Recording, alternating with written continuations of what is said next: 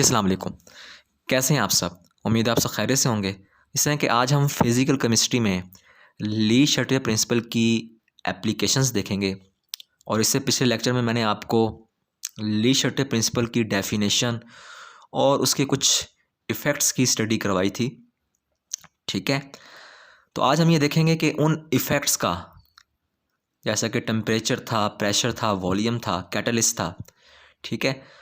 या फिर कंसंट्रेशन थी, उन तमाम इफ़ेक्ट्स का क्या असर पड़ता है in the formation of ammonia and sulphur try oxide.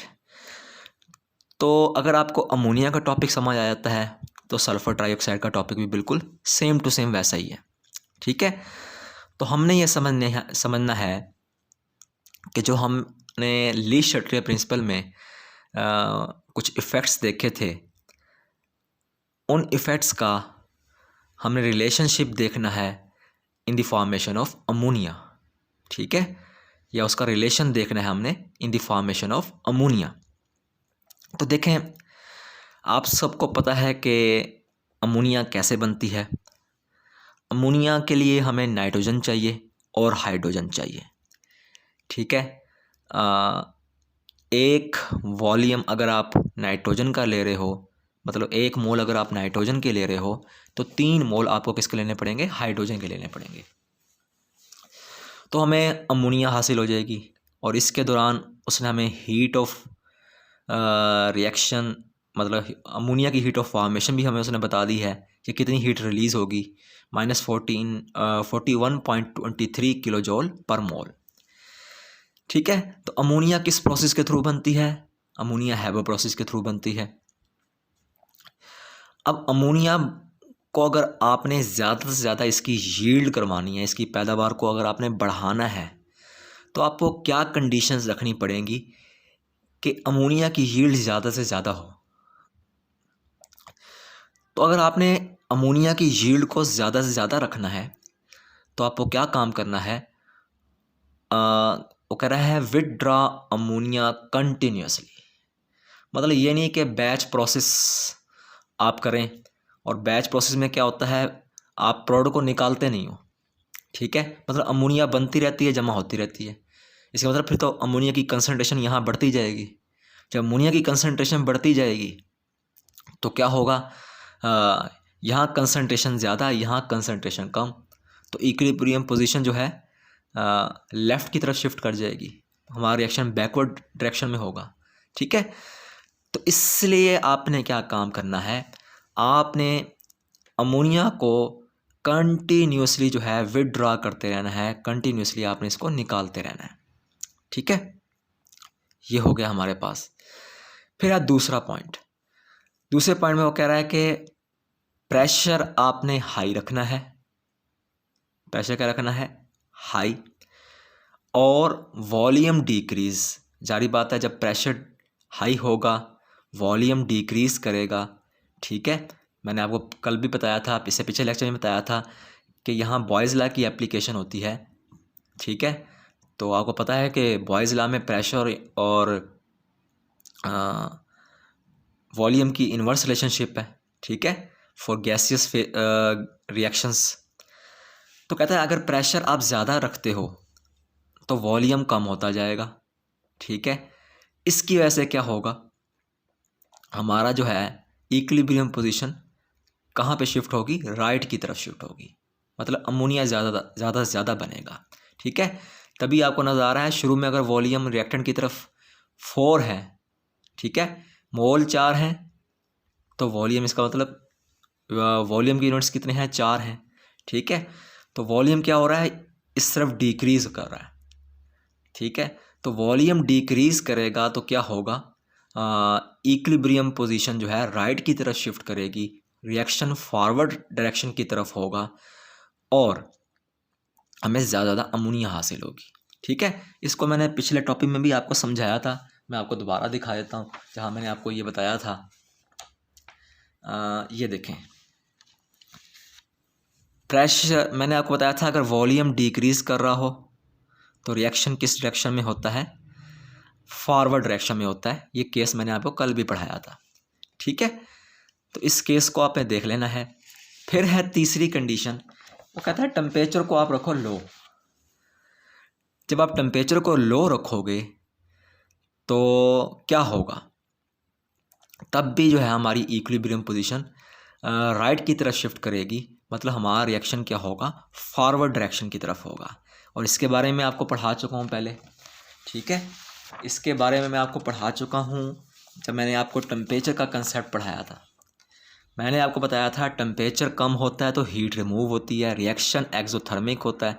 अगर रिएक्शन एक्सोथर्मिक होगा तो क्या होगा, रिएक्शन की जो डायरेक्शन होगी वो फॉरवर्ड होगी। तो ये सारा का सारा ये जो इफ़ेक्ट वाली कंडीशंस हैं, ये सारी की सारी यहाँ अप्लाई हो रही हैं अगर आप गौर से देखें, ठीक है। टेम्परेचर हमने कम कर दिया, टेम्परेचर उसने कहा कम कर दिया, ठीक है। जब टेम्परेचर कम होगा तो क्या होगा, हमारे पास हीट लॉस होगी, ठीक है, हीट हमारी रिमूव होगी, ये मैंने कल भी आपको बताया था। और रिएक्शन हमारा क्या होगा, एक्सोथर्मिक होगा, आपको नज़र आ रहा है हीट रिलीज़ हो रही है, ठीक है। और हमारी इक्विलिब्रियम जो पोजीशन है वो किसकी तरफ शिफ्ट करेगी, राइट की तरफ शिफ्ट करेगी, रिएक्शन फॉरवर्ड डायरेक्शन में होगा। तो अभी तक तो आपको ये पता लगा कि आपने प्रोडक्ट की तरफ कंसंट्रेशन कम से कम रखनी है, ठीक है। मतलब अमोनिया को आपने ज़्यादा से ज़्यादा विड्रॉ करना है, इसके नतीजे में क्या होगा, रिएक्शन फॉरवर्ड डायरेक्शन में होगा और अमोनिया की यील्ड बढ़ेगी। इसी तरीके से फिर मैंने आपको बढ़ाया कि प्रेशर बढ़ा दो, वॉल्यूम डिक्रीज़ करेगा, ठीक है। और आपको यहाँ पे वॉल्यूम डिक्रीज़ करता नज़र आ रहा है, अगर मोल डिक्रीज़ कर रहे हैं इसका मतलब वॉल्यूम भी डिक्रीज़ कर रहा है। तो वॉल्यूम डिक्रीज़ करेगा तो हमारा जो इक्विलिब्रियम पोजीशन है वो किस तरफ शिफ्ट करेगी, राइट की तरफ शिफ्ट करेगी। और हमारा जो डायरेक्शन ऑफ रिएक्शन होगी वो कहाँ होगी, फॉरवर्ड डायरेक्शन में होगी, ठीक है। फिर मैंने आपको बताया कि टेम्परेचर डिक्रीज़ कर दो, टेम्परेचर डिक्रीज़ का भी आपने इफ़ेक्ट पढ़ा था, ठीक है, टेम्परेचर का इफ़ेक्ट पढ़ा था। उसमें क्या था, टेम्परेचर डिक्रीज़ करता है, हीट रिमूव होती है, हीट रिमूव होती है, रिएक्शन एक्सोथर्मिक होता है। एक्सोथर्मिक की निशानी ये होती है कि यहाँ पे नेगेटिव का साइन आ रहा होता है, ठीक है। तो इक्विलिब्रियम पोजीशन कहाँ शिफ्ट करती है, राइट की तरफ शिफ्ट करती है, और हमारा रिएक्शन किस डायरेक्शन में होता है, फॉरवर्ड डायरेक्शन में होता है, ठीक है। तो ये बिल्कुल वही क्या है जो मैंने आपको पिछले लेक्चर में पढ़ा दिया है, जिसमें रिएक्टेंट के मोल प्रोडक्ट के मोल से ज़्यादा थे। तो हमें ये पता लगा अगर हम हाई प्रेशर रखें, टेम्परेचर लो रखें, तो हमें क्या काम, हमें अमोनिया की ज़्यादा से ज़्यादा जो है पैदावार हासिल होती है, हमें ज़्यादा यील्ड मिलती है। लेकिन वो कहता है कि इससे जो एक काम होता है वो क्या होता है, रेट ऑफ रिएक्शन बड़ा स्लो हो जाता है, ठीक है। Rate of formation of ammonia बहुत स्लो हो जाती है। अभी मैं आपको ऐसा ग्राफ भी दिखाऊंगा, ये ग्राफ बिल्कुल नीचे की तरफ आ रहा है, इसका मतलब रेट ऑफ फॉर्मेशन अमोनिया क्या है, स्लो है। तो कहता है अगर रेट ऑफ फॉर्मेशन को हमने स्लो करना है तो इसको हम कैसे कंपनसेट करेंगे, हम कैटलिस्ट डाल देंगे। कैटलिस्ट क्या काम करेगा, रेट ऑफ फॉर्मेशन को बढ़ा देगा। कैटलिस्ट खुद रिएक्शन में हिस्सा नहीं लेता, मगर क्या है, रेट ऑफ फॉर्मेशन को बढ़ा देगा, ठीक है, रिएक्शन की। तो अभी तक हमें जो है जो ऑप्टिमम कंडीशंस याद रखनी है वो ये हैं कि अगर हमने अमोनिया की ज़्यादा से ज़्यादा यील्ड हासिल करनी है, ली शर्टियर प्रिंसिपल के इफ़ेक्ट्स को यूज़ करते हुए, तो कहता है टेम्परेचर आप जो रखोगे, जो ऑप्टिमम कंडीशंस जो आप रखोगे ताकि इस प्रोसेस को हम इजीली कैरी कर सकें, ठीक है, वो कितना टेम्परेचर होगा, 400 डिग्री सी का टेम्परेचर रखोगे। प्रेशर कितना रखोगे, 200 से लेकर 300 ATM का प्रेशर रखोगे। और कैटालिस्ट जो है आपका आयरन के पीसीज होंगे, ठीक है, जो एम्बेडेड होंगे किसके अंदर, एम्बेडेड कहता है किसी चीज़ के अंदर सरायत कर जाना, ठीक है।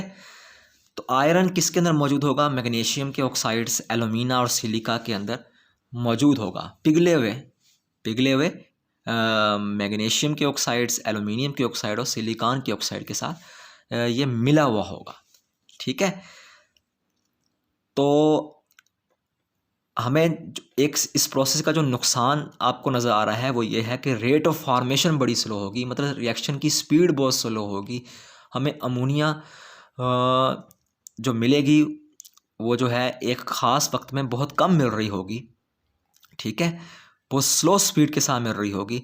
तो अगर रेट ऑफ रिएक्शन हमारा स्लो है तो रेट ऑफ रिएक्शन को हम कैसे बढ़ा सकते हैं?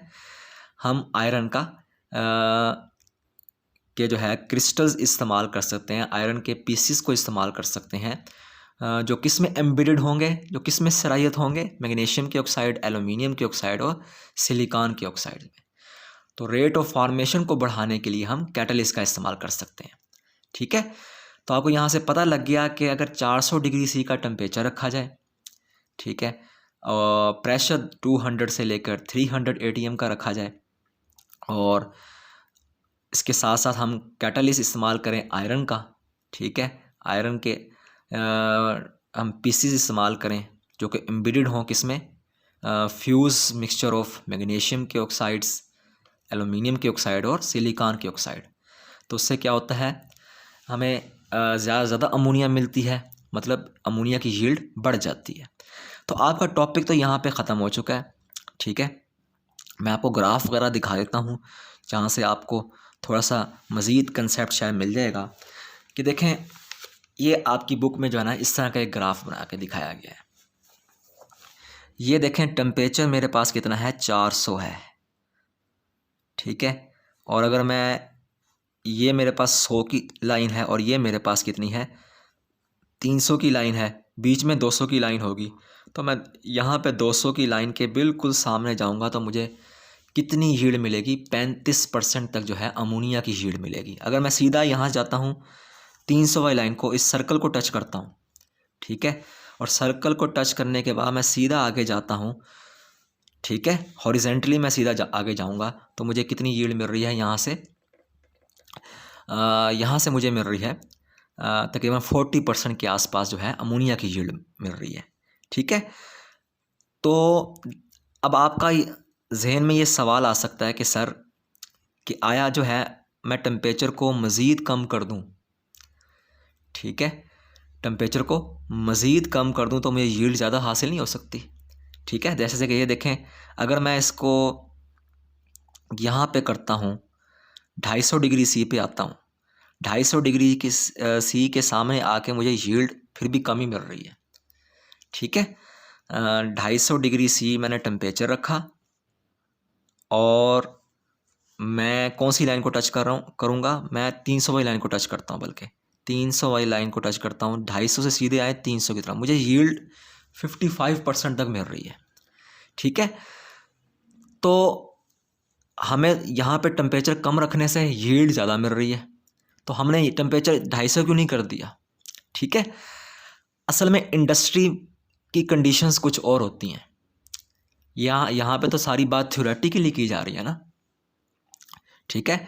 इंडस्ट्री में हमने फेवरेबल कंडीशंस देखनी होती हैं कि कौन सी कंडीशन हमारे लिए फेवरेबल हैं ताकि हम ज़्यादा यील्ड हासिल कर सकें, ठीक है। ये नहीं कि मैं सीधा 250 यहाँ 200 पे चला जाऊँ और ये 300 वाली लाइन को टच करूँ तो मुझे 90% यील्ड मिल जाएगी। ये थ्योरेटिकली तो हो सकता है आपके लिए पॉसिबल हो, लेकिन प्रैक्टिकली हो सकता है ये पॉसिबल ना हो। इंडस्ट्री अपनी फेवरेबल जो है कंडीशंस देखती है और उसके लिहाज से जो है प्रोडक्ट्स को बनाती है।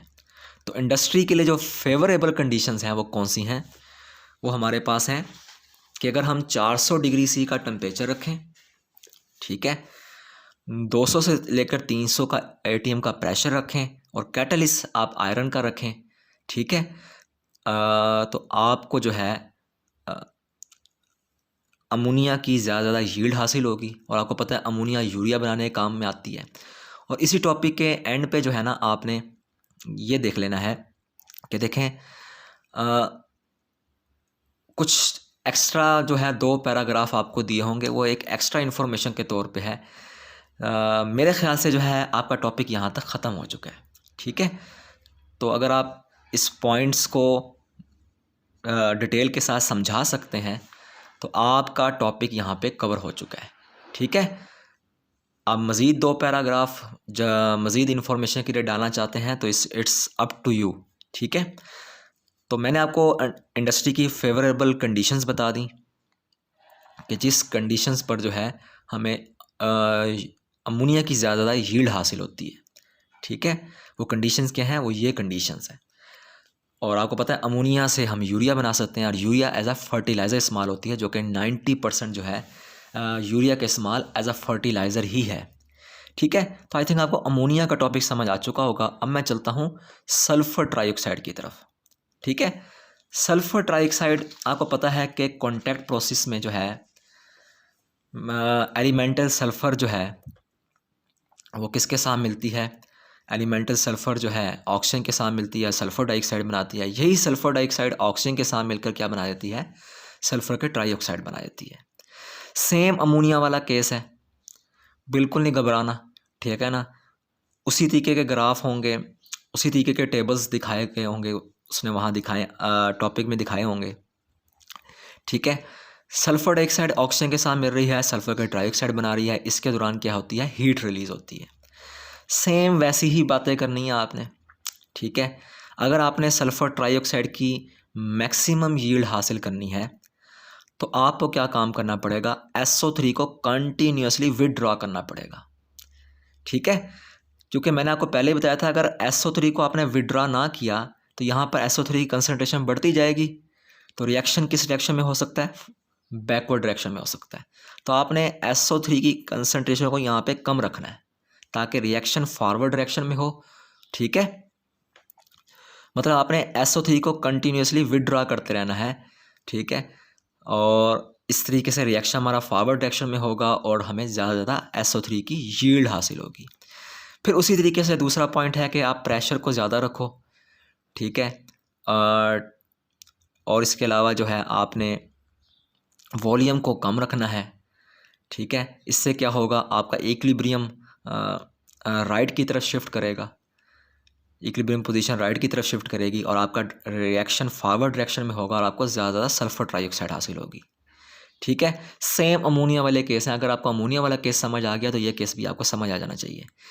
फिर इससे आगे ये क्या है कि अगर आप टेम्परेचर को कम कर दो तो टेम्परेचर कम कर दोगे क्या क्या होगा, हीट रिमूव होगी, हीट रिलीज़ होगी, ठीक है। एक्सोथर्मिक रिएक्शन होगा, ये निशानी है नेगेटिव साइन एक्सोथर्मिक रिएक्शन की, ठीक है। और रिएक्शन हमारा किस डायरेक्शन में होगा, फॉरवर्ड डायरेक्शन में होगा, में ज़्यादा सल्फ़र ट्राइऑक्साइड हासिल होगी, ठीक है।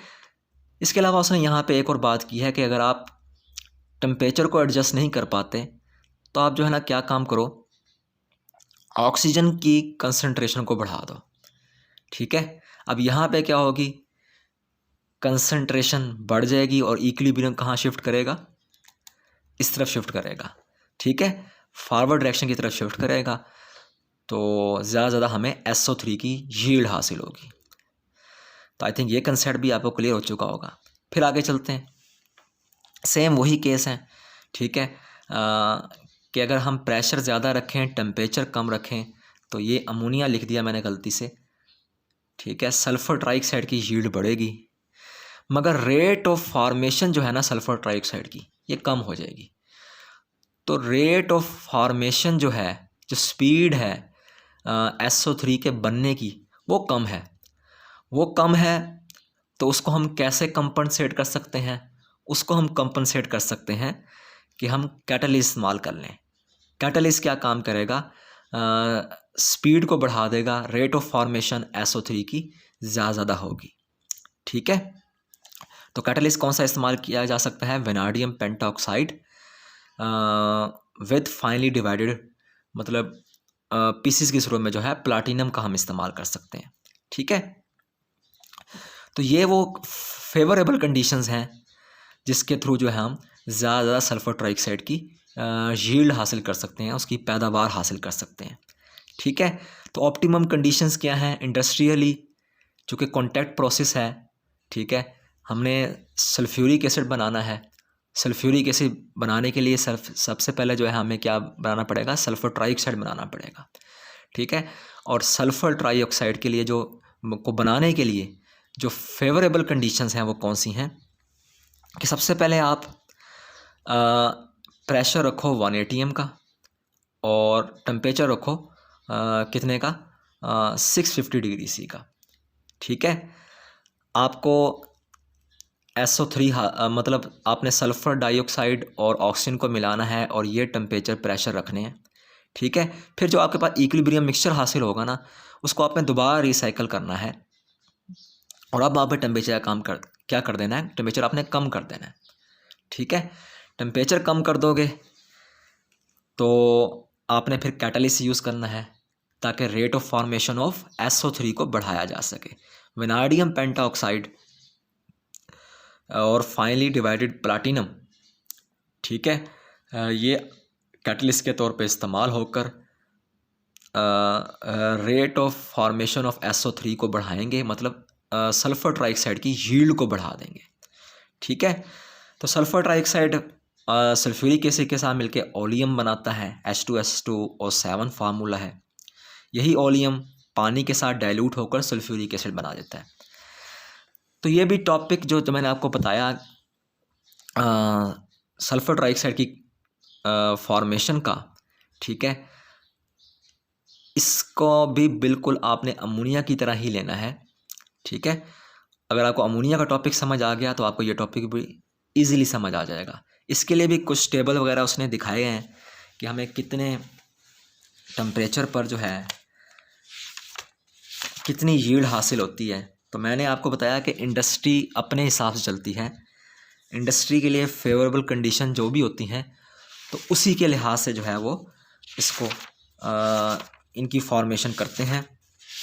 ठीक है, तो इंडस्ट्री के लिए जो फेवरेबल कंडीशंस हैं वो ये हैं, तो इसी कंडीशंस को आपने फॉलो करना है और सल्फ़र ट्राइऑक्साइड की ज़्यादा ज़्यादा यील्ड आपने हासिल करनी है। तो मैं आपको वो टेबल दिखा देता हूँ जहाँ पर सल्फ़र ट्राइऑक्साइड का यील्ड उसने दिखाई हुई है और इफ़ेक्ट ऑफ टेम्परेचर दिखाया हुआ है। ठीक है, ये देखें टेम्परेचर उसने दिखाया हुआ है कि 200 डिग्री सी हो तो 90% सल्फ़र ट्राइऑक्साइड की यील्ड होती है, 300 डिग्री सी का टेम्परेचर हो तो इतनी यील्ड होती है। ठीक है, और हमने कितना टेम्परेचर रखा है, तकरीबन तकरीबन 500 डिग्री सी का हमने टेम्परेचर रखा था, जिस पे हमारी यील्ड कितनी है 61% है। ठीक है, तो हर बंदे के जहन में ये सवाल आ सकता है कि सर हमने फिर 200 डिग्री सी का टेम्परेचर क्यों नहीं रख दिया ताकि हम 98% यील्ड हासिल कर सकें। तो मैंने आपको इसका जवाब बताया कि ये बातें थ्योरेटिकली तो सही लगती हैं, लेकिन प्रैक्टिकली जो है ना, इंडस्ट्री के लिए फेवरेबल कंडीशंस कुछ और होती हैं। ठीक है, तो हमने प्रैक्टिकली जो है फेवरेबल कंडीशंस को देखना है।